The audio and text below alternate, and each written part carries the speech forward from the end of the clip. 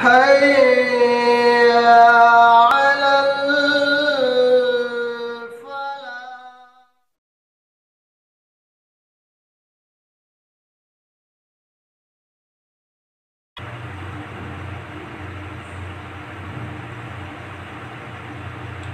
الحمد لله رب العالمين والصلاة والسلام على رسوله الكريم وبعد.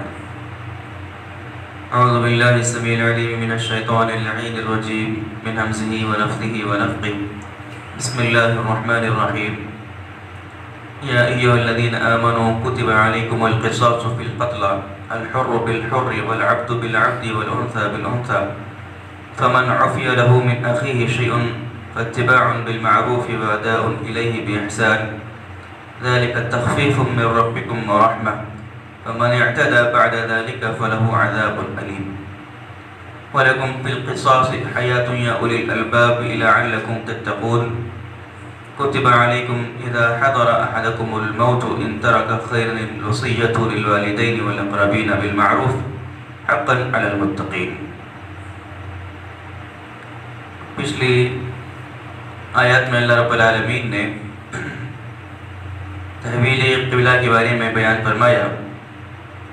کہ یہود و نصارہ جو ایمان والوں کو تحویل قبلہ پر مطعون کرتے تھے، اللہ رب العالمین نے ان کا جواب دیا کہ جس میں بتایا گیا کہ صرف مشرق یا مغرب کی طرف منہ پھیر لینا یہی نیکی نہیں ہے، بلکہ اللہ پر ایمان اور ایمان کے ساتھ اعمال صالحہ کرنا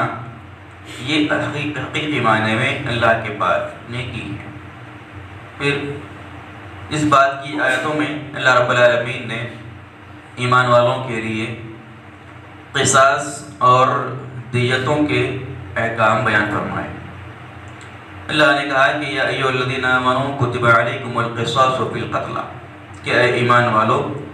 تم پر مقتولین کے بدلے میں قصاص فرض کیا گیا. الحر بالحر، آزاد کے بدلے میں آزاد، والعبد بالعبد، غلام کے بدلے میں غلام، والانثى بالانثى، عورت کے بدلے میں عورت. فمن عفی له من اخیہ شیء فاتباع بالمعروف، اور جس کسی کو اس کے بھائی کی جانب سے معافی دے دی جائے اسے چاہیے کہ وہ نیک اور خیر کی بھلائی کی اتباع کرے، اور اداء الیہ باحسان، اور احسان کے ساتھ دیت کو ادا کرے. ذالک التخفیف من ربکم ورحمہ، یہ تمہارے رب کی جانب سے تمہارے لیے تخفیف اور رحمت ہے. فمن اعتدى بعد ذلك فله عذاب علیم، لہذا اس کے بعد بھی جو آدمی سرکشی کرے گا، حد سے تجاوز کرے گا، اس کے لیے اللہ کے پاس دردناک عذاب ہے. در حقیقت اسلام کے آنے سے پہلے عرب کے معاشرے کے اندر قصاص یا دیت کا کوئی ایک مستحکم نظام موجود نہیں تھا. قصاص کا مطلب یہ ہے کہ اگر کوئی آدمی کسی آدمی کو قتل کر دے تو قتل کے بدلے میں قتل، اسے کہتے ہیں قصاص. اور دیت جو آدمی قتل کر دے تو اس کو بدلے میں قتل کرنے کے بجائے اس کو مال یا کچھ روپیہ پیسہ دے کر اس کو چھوڑ دیا جائے، اس کو دیت کہتے ہیں. تو اس قصاص اور دیت کا کوئی مستحکم نظام عرب کے معاشرے کے اندر موجود نہیں تھا. مختلف قسم کی زیادتی اور مختلف قسم کا ظلم وہ لوگ کیا کرتے تھے. ہوتا کیسے تھا؟ عام طور پر جو قبیلہ طاقتور ہوتا، جو قبیلہ زیادہ افراد پر مشتمل ہوتا، وہ قبیلہ اپنے سے کمزور قبیلے پر ظلم کرتا، اس کو قتل اور اس کی غارت گیری کرتا. یا پھر قصاص کا ایک معاملہ ان کے اندر ظلم کے ساتھ ایسے بھی رائج تھا کہ اگر کوئی آدمی ایک آدمی کا قتل کرتا، اگر کوئی شخص ایک آدمی کا قتل کرتا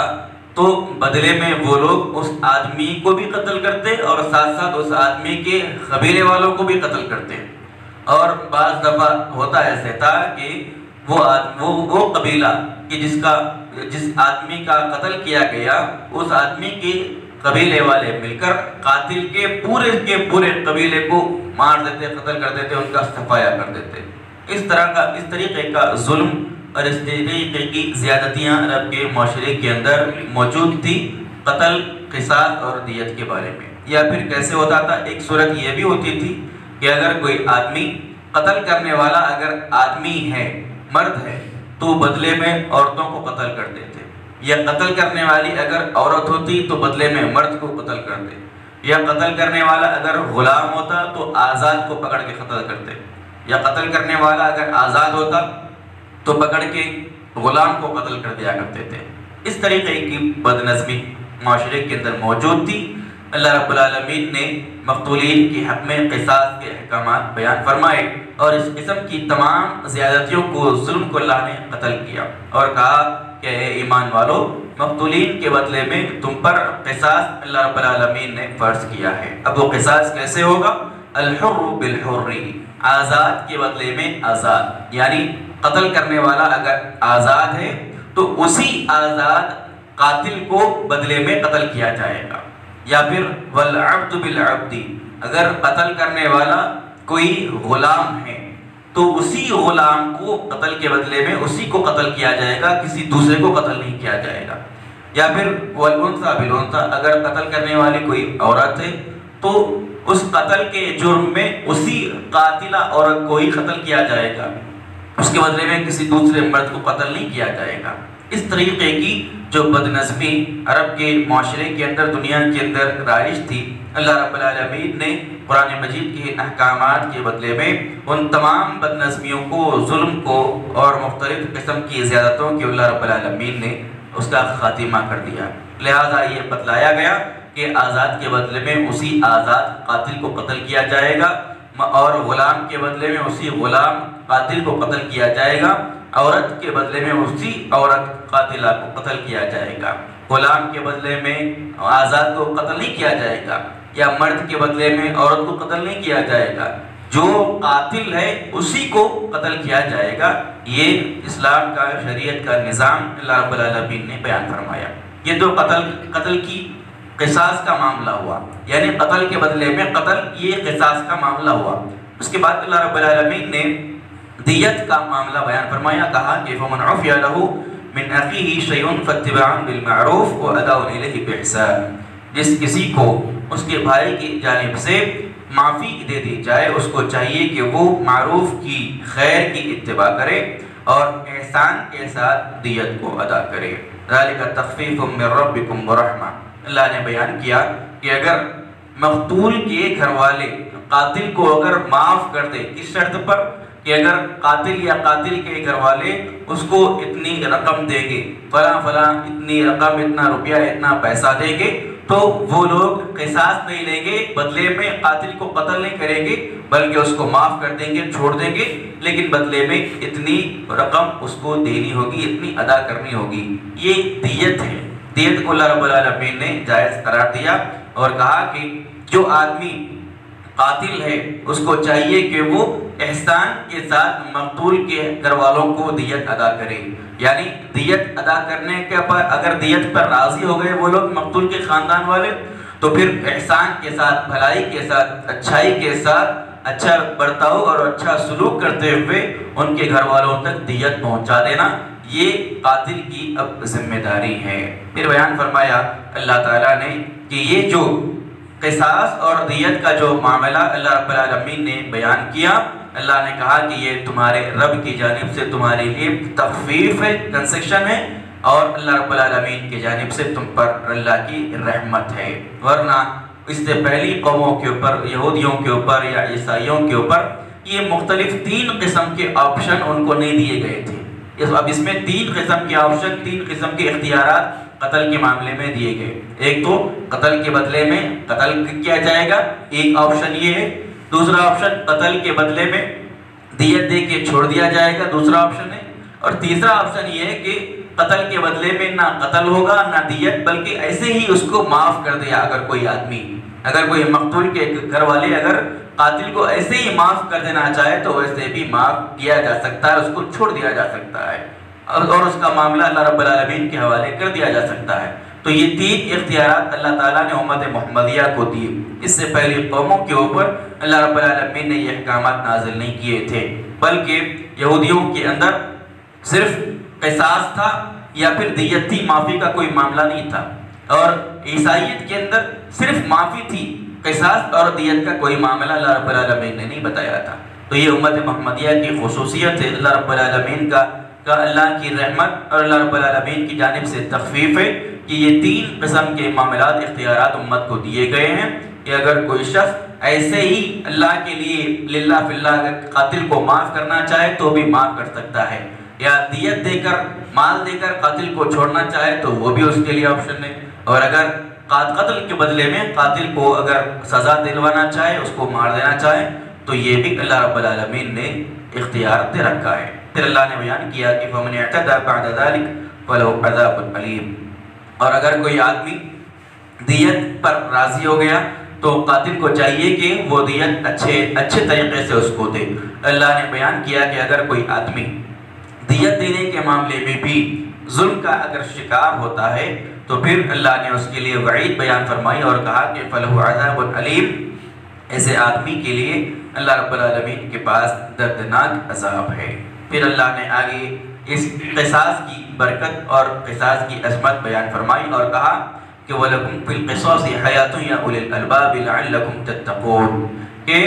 اے عقل مندو، قصاص میں تمہارے لیے زندگی اللہ رب العالمین نے رکھی ہے، لَعَلَّكُمْ تَتَّقُونَ، تاکہ تم اس قسم کے خون خرابے سے بچ سکو۔ اللہ تعالیٰ نے یہ جو شریعت کا یہ نظام قصاص کا جو نازل فرمایا، اس قصاص کے نظام کو اللہ تعالیٰ نے حیات یعنی زندگی کے طور پر تعبیر کیا، یعنی یہ قصاص قتل کے بدلے میں قتل کرنا یہ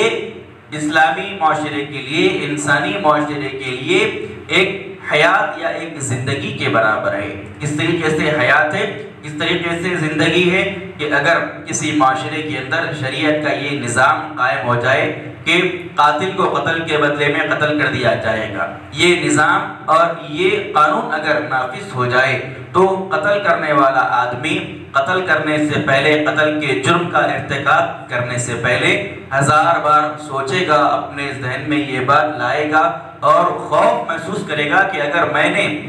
قتل کا یہ جرم کر دیا تو بدلے میں مجھ کو بھی قتل کر دیا جائے گا۔ یہ ڈر اور یہ خوف جو ہے انسان کو مختلف جرائم سے بچا کر رکھے گا اور قتل جیسے سنگین جرم سے انسان کو روک کر رکھے گا۔ لہذا جس معاشرے کے اندر اسلام کی یہ تعلیمات بطور قانون نافذ ہوتی ہیں وہ معاشرہ امن و سکون، چین اور اطمینان کا معاشرہ بن جاتا ہے۔ دنیا میں سعودی عرب ایک ملک ہے کہ جس کے اندر شریعت کے یہ قوانین کا نفاذ ایک حد تک ہوتا ہے، اور ہم دیکھتے ہیں کہ دوسرے دنیا کے ممالک کے مقابلے میں سعودی کا جو معاشرہ ہے بہت بڑی حد تک اس قسم کے سنگین جرائم سے آزاد ہے، اور ان سنگین جرائم سے اور یہ ان تمام جرم سے وہ معاشرہ جو ہے وہ پاک اور صاف ہے۔ یہ اللہ رب العالمین کے قوانین کی برکت ہے اور قرآن مجید کے ان قوانین کی یہ برکت ہے۔ لہٰذا جس معاشرے کے اندر قرآن کے ان قوانین کو نافذ کیا جائے گا، یقیناً حقیقی معنی میں وہ معاشرہ امن و سکون اور چین کا معاشرہ ہوگا۔ آج ہم اخبارات کے اندر یا ٹی وی چینلز کے اندر، نیوز کے اندر دیکھ لیجئے کہ کوئی بھی دن کا اخبار قتل کی واردات اور قتل کی خبر سے خالی نہیں رہتا، الا ماشاءاللہ کسی بھی قسم کا آپ اخبار اٹھا کر دیکھ لیں، ہر دن کے اخبار کے اندر قتل کی مختلف واردات ہم کو دیکھنے میں، سننے میں اور پڑھنے میں آتی ہے۔ لہٰذا اس قسم کے معاشرتی فساد اور معاشرتی بگاڑ کو ختم کرنے کے لیے انسانی قوانین کام نہیں کرتے۔ انسانی قوانین معاشرے کے اندر امن و سکون نہیں لا سکتے جب تک الہی قوانین کو دنیا کے اندر نافذ نہ کیا جائے، جب تک قرآنی احکامات کو دنیا کے اندر نافذ نہ کیا جائے، انسانی معاشرے کے اندر امن و سکون، چین اور اطمینان قائم نہیں ہو سکتا۔ لہٰذا اللہ رب العالمین نے قرآن مجید کے اندر جو احکامات مختلف قسم کے جرائم کے بدلے میں نافذ کیے، یہ احکامات حقیقی معنی میں انسانی معاشرے کے لیے زندگی اور حیات ہیں۔ بہت سے لوگ جو اسلام پر اعتراضات کرتے ہیں، یا بہت سے ایسے مسلمان جو اسلام کی حقیقی تعلیمات کو سمجھتے نہیں، وہ ان اللہ رب العالمین کی بیان کردہ سزاؤں پر نعوذ باللہ اعتراض کرتے ہیں کہ زنا کے بدلے میں قتل یا پھر قتل کے بدلے میں قتل، چوری کے بدلے میں ہاتھ کاٹ دینا، اس کو بڑی سخت سزائیں وہ قرار دیتے ہیں، اس پر اعتراض کرتے ہیں۔ حالانکہ اگر غور اور فکر کیا جائے تو جہاں پر اسلام کی شریعت کی یہ قوانین اور یہ سزائیں نافذ ہیں، اس معاشرے کو آپ اٹھا کر دیکھ لیں کہ وہ معاشرہ ہر قسم کے ایسے چھوٹے بڑے جرائم سے پاک اور صاف ہوتا ہے۔ اس معاشرے کے اندر فتنہ اور فساد نہیں، بلکہ اس میں حقیقی معنی میں امن، سکون اور چین ہوتا ہے۔ لہٰذا اللہ رب العالمین نے اسی کو حیات سے تعبیر کیا اور زندگی سے تعبیر کیا کہ یہ احکامات اللہ رب العالمین کے انسانی معاشرے کے لیے حیات اور زندگی کا سبب ہے۔ اس سے اللہ رب العالمین کا مقصود یہ ہے کہ تم مختلف قسم کے جرائم اور مختلف قسم کے قتل کی واردات سے اپنے آپ کو بچائے رکھو۔ اللہ رب العالمین سے دعا ہے رب العالمین ہم تمام کو قرآن مجید کی ان آیات کو پڑھنے، سیکھنے، سمجھنے، اس پر عمل کی توفیق عطا فرمائے، آمین۔ سبحانک اللہم و بحمدک، اشہد ان لا الہ الا انت، استغفرک و اتوب الیک۔